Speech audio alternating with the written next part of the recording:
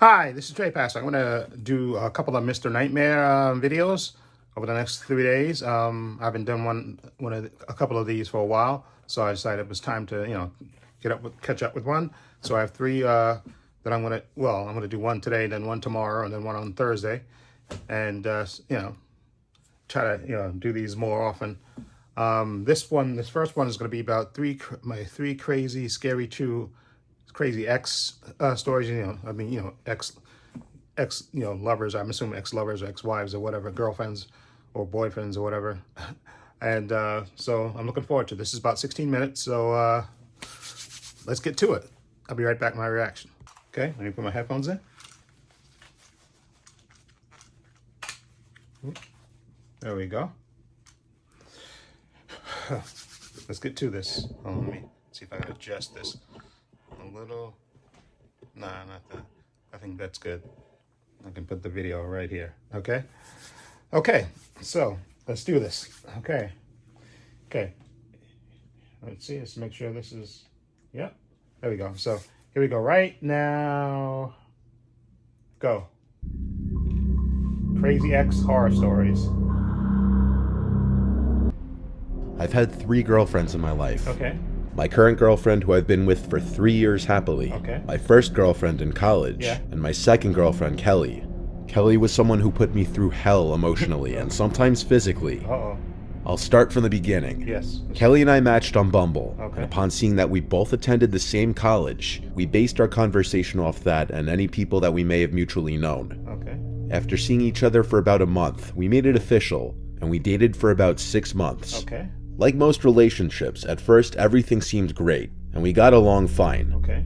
But the illusion of being a happy couple faded after a few months, when Kelly would start becoming very controlling and downright obsessive over knowing what I was doing at all times. The longer we dated, the more I realized she didn't have many friends at all. Maybe 1 or 2, that's about it. Yeah. So when I would go out to see my friends on the weekends without her, she would always obsessively text me every 15 minutes asking me for proof of where I was. If I were ever to be at a bar without her, she'd throw a fit. She'd make me share my location with her after 4 or 5 months of dating. Whoa. It got to the point I couldn't handle it anymore. Yeah. She had too much time on her hands to worry about what I was doing constantly. Yeah. I couldn't even go see my friends without constantly being attacked and interrogated by her. Jesus. But one night, things escalated far worse than they ever had. Okay. Admittedly, I ended up at a bar and very drunk with a group of my drinking buddies. Yeah. We started at my friend Kevin's house, and I didn't intend on ending up at a bar. When I got home, Kelly was waiting in front of my mom's house for me, with a batshit crazy look on her face. Oh. This was one of the first nights that she laid hands on me, repeatedly hitting me while screaming I'm a dirty cheater and other insane things, all while outside, causing a scene for the neighbors to hear. After I had to grab her arms to get her to stop, she shouted things like, "Get off me, I'm calling the police." So I let go and told her we're done. This was officially when I broke up with her, and her response was not good. Every single day, I received paragraphs upon paragraphs, ranging from angry to alleged regretfulness back to angry. Eventually, I felt more comfortable blocking Kelly for a while, but that wasn't the end. One of my friends who followed her on Instagram still sent me a screenshot of the picture she posted with this big, ugly, muscular guy who looked like he wanted to kill the person taking the picture. I made a joke to my friends saying, "Wow, I see she upgraded." Kelly did the unimaginable, though.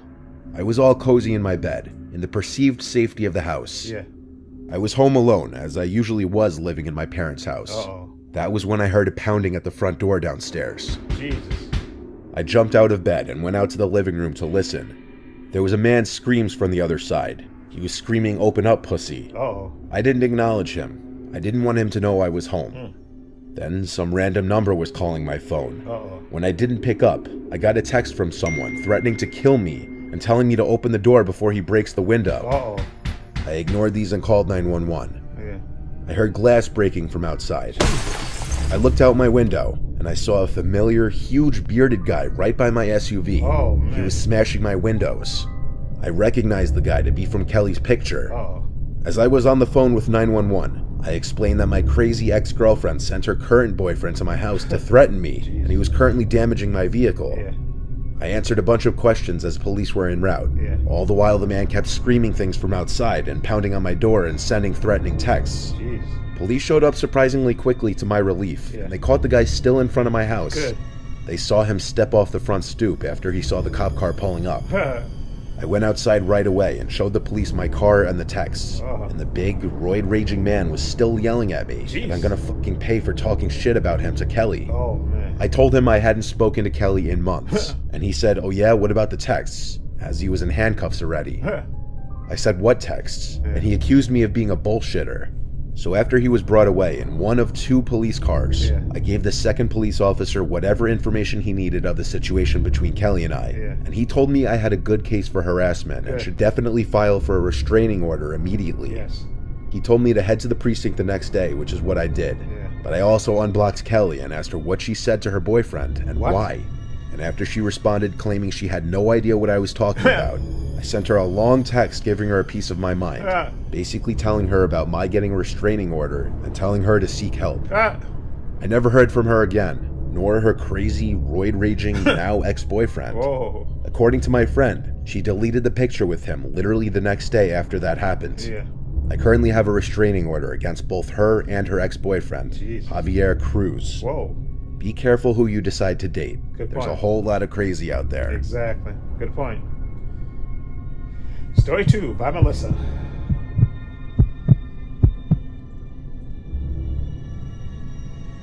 I dated my ex Kian for 2 years. Okay. It was a toxic, abusive relationship. I endured a lot of physical suffering from it, Jeez. but I was always too scared to leave it. Oh.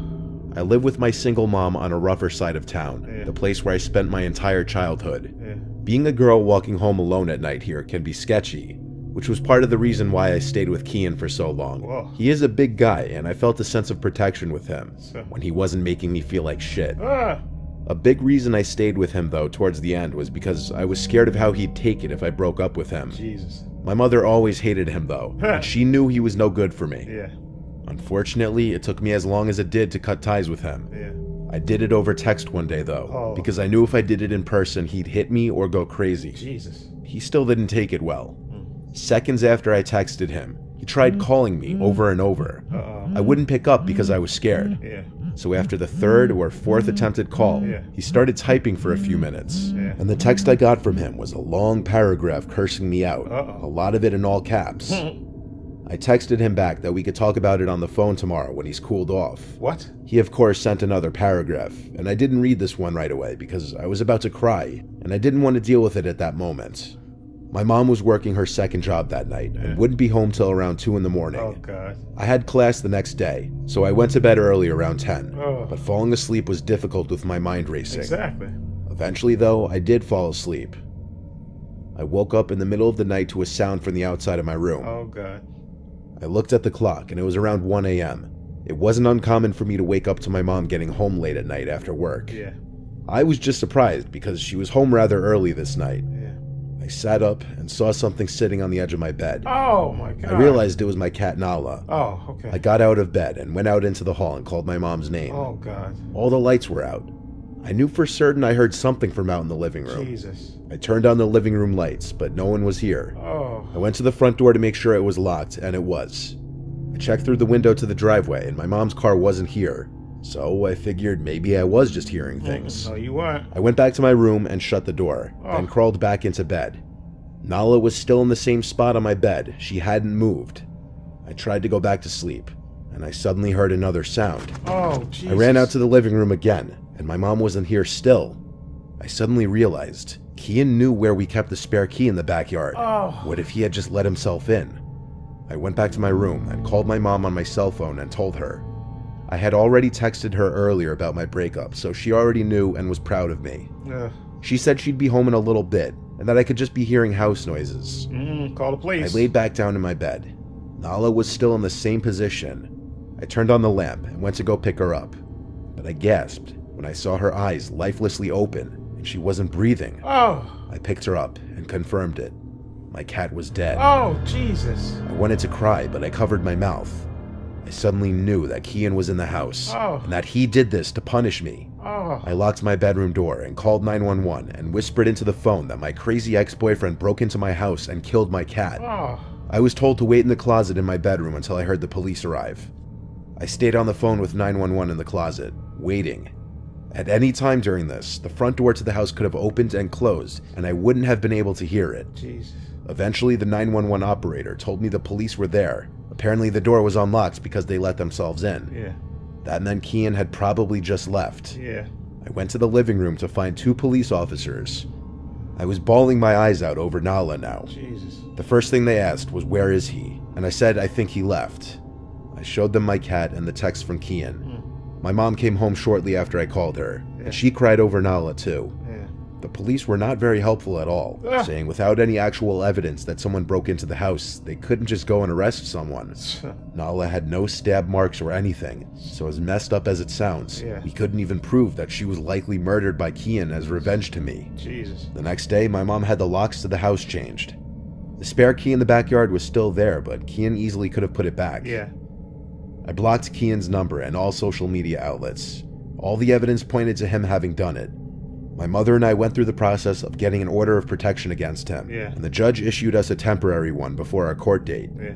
The last time I ever saw Kian was in court, Ah. where thankfully the judge determined that the order of protection would remain in place. Good. I still often think about how the first time I went downstairs, Kian was probably somewhere in the living room, Yep. hiding and watching me. Yep. Jesus. Story 3, Anonymous.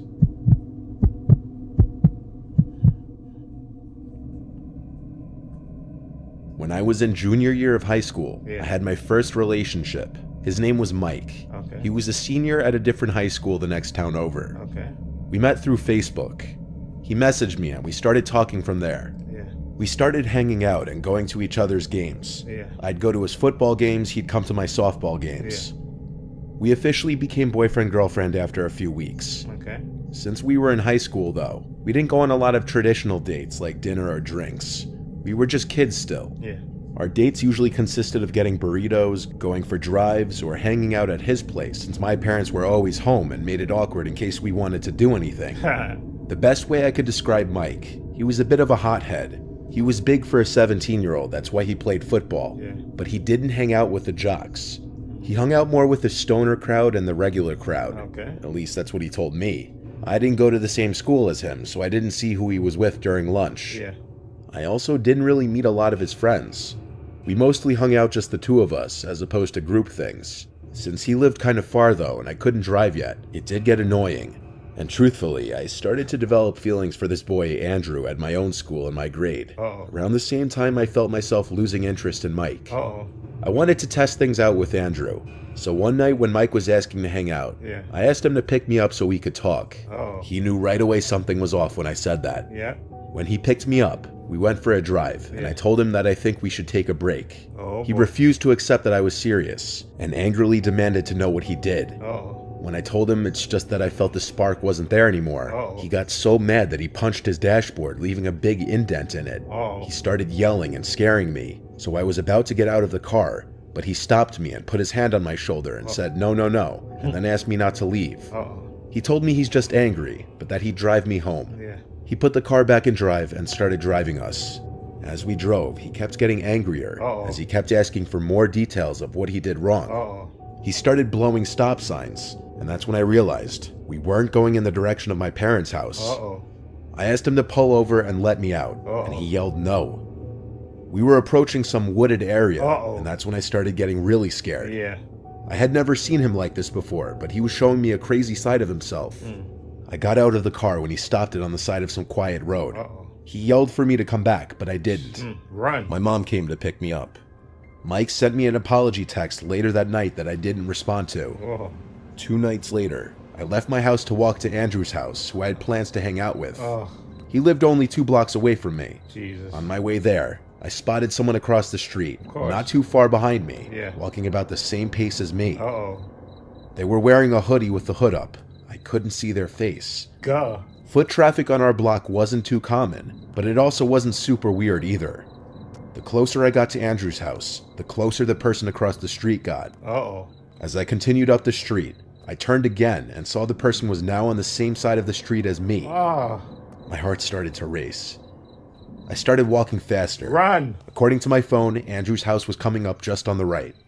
I texted him to come outside, please, because I think I'm being followed. He replied back, okay. I turned one more time as I heard the sound of shoes running on the sidewalk approaching from behind me, and I saw the guy in the black hoodie running at me. I screamed and ran as fast as I could for about 5 seconds, before seeing Andrew run to the front of his house in confusion. I turned around again and saw the guy in black running the opposite direction down the street. I keep saying the guy in black, but I know it was Mike. That guy had an identical height to him from what I could tell. A few instances happened after that, like getting calls with no caller ID and seeing Mike's car parked outside my parents' house in the middle of the night. My parents were aware of what was going on, and one day, my dad drove us over to Mike's house and knocked on the front door while I was in the car and had a long, loud talk with Mike's parents. I lowered the windows to listen, and most notably what my dad yelled was that he doesn't care how old Mike is, that it's still harassment, and if he keeps trying to contact me in any way, that we'd get police involved. It worked. Mike stopped trying to contact me after that. Good. For those wondering, Andrew and I ended up dating for around a year. Okay. My relationship with Mike was an early lesson in my life to watch out for red flags. Exactly. Watch out for the crazies. Yeah.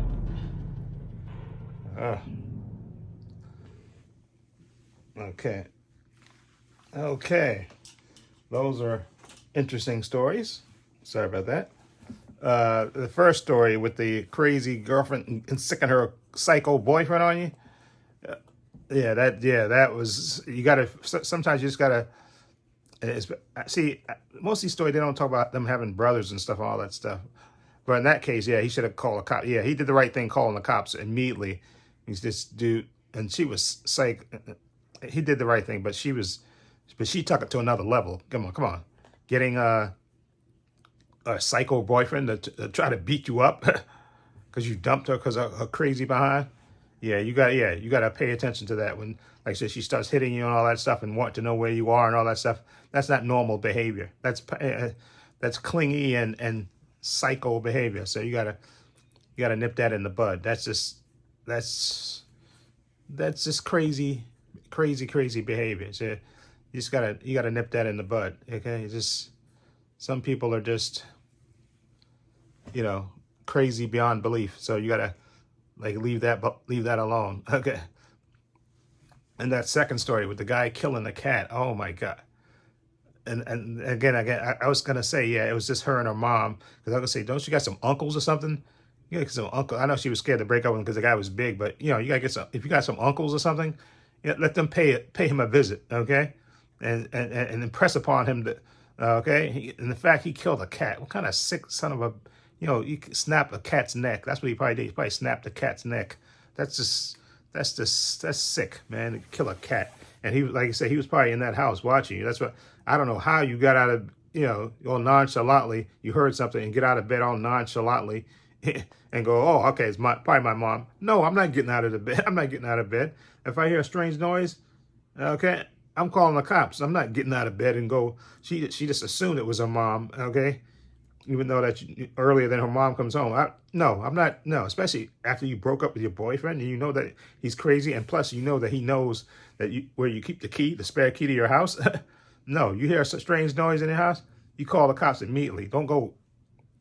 She just assumed it was her boyfriend, and the fact that it took her a while to register that the cat was dead. That was just creepy. And killing a cat is just, that's, like I said, they did the right thing getting the order of protection. But like I said, if she had some uncles or something, because I know it seemed like it was just her and her mom, but I'm pretty sure her mom had brothers or something. Press upon. Sometimes people have to have a talk in person, and they say, "Oh, it's going to make it work." No, it's not. You press upon. I'll guarantee you that if her mom had brothers, okay, listen, brother with some size, they go pay him a little visit and impress upon him the need to stay away from my niece, okay, or you're going to disappear, okay, okay. Anyway, and the third story here with this dude, once he started getting violent, punching the thing, and then. And this guy started stalking you. You gotta you got to be careful exactly with these, especially teenagers, because everything to them is like life and death, and you just break up with them out of, you're losing interest in them, and you had interest in somebody else. You should just, I know you wanted to be, kind and all that stuff, and not, break his heart, but sometimes you got to be very, very careful, or if you're gonna break up with him, break him up with him.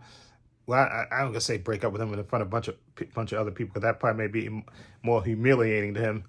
But you never know how somebody's gonna react. And again, like I said, to teenagers, these things are like life and death. Okay, and the fact that he was stalking you, and and especially when he started being violent, and then you had to basically run out of the car and stuff. Yeah, he's not normal. Okay, that's not normal behavior. He's psycho. Okay.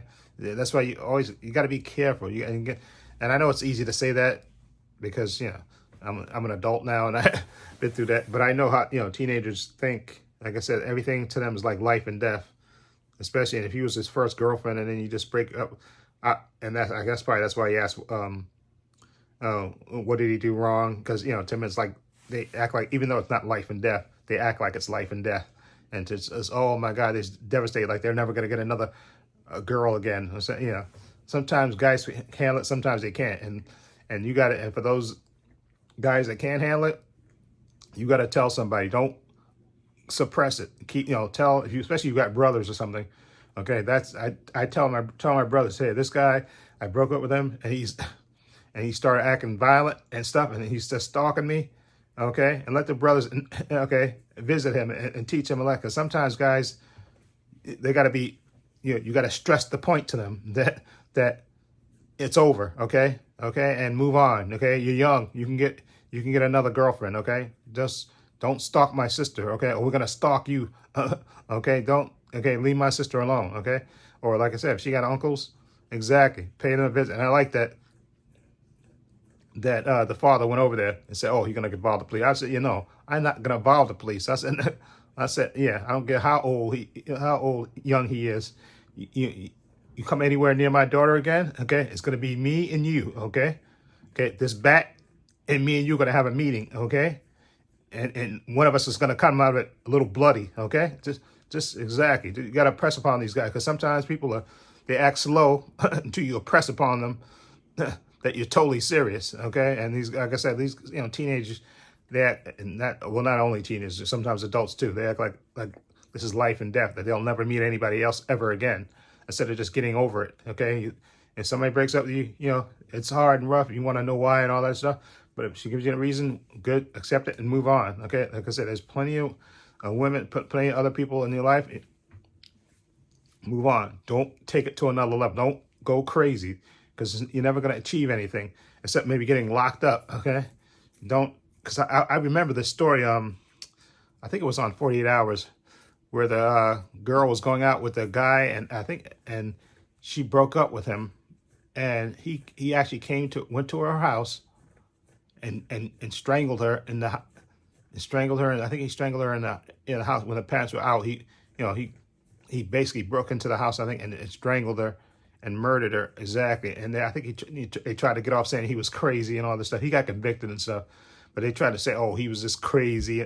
He was just crazy in love and all that. No, you get over yourself, okay?